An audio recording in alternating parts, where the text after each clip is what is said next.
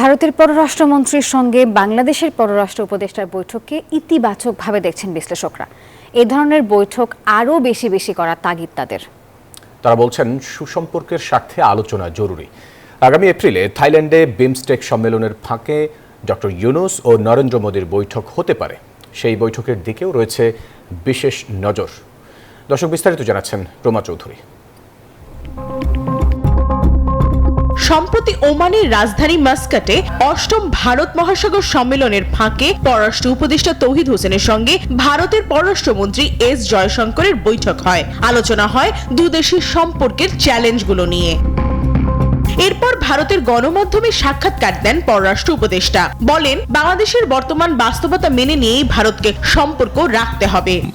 Uncertainties about the relations, let us accept the reality that what has happened. And we just want both sides to come out of that. স্বাভাবিকভাবেই দুজনের এই বৈঠক নিয়ে আলোচনা ওঠে তুঙ্গে। বিশ্লেষকরা বলছেন, এমন সাক্ষাৎকার খুবই ইতিবাচক। যত বেশি বৈঠক হবে, গঠনমূলক আলোচনার সুযোগও তৈরি হবে তত বেশি। দ্বিপাক্ষিক সম্পর্কের স্বার্থে এই বৈঠক বিশেষ গুরুত্ব বহন করছে। দুই দেশের সাম্প্রতিক প্রেক্ষাপটে টানাপোড়েন একটু আছে, এটা আমরা স্বীকার করছি, এবং সেই কারণেই আলাপ আলোচনাটা চালিয়ে যাওয়াটা গুরুত্বপূর্ণ। সেই প্রেক্ষাপট থেকে আমার ধারণা এই বৈঠকটা একটু বিশেষ গুরুত্ব বহন করে। এই আন্তর্জাতিক সম্পর্ক বিশ্লেষক মনে করছেন, দ্বিমত থাকলেও সুসম্পর্কের স্বার্থে এমন বৈঠক জরুরি। তার ধারণা, বাংলাদেশে একটি নির্বাচিত সরকারের অপেক্ষায় আছে ভারত।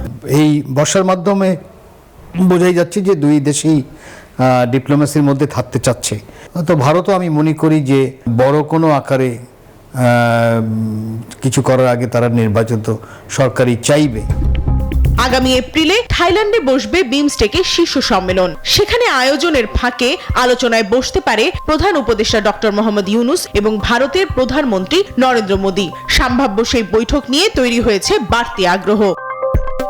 রোমা চৌধুরী, নিউজ 24, ঢাকা।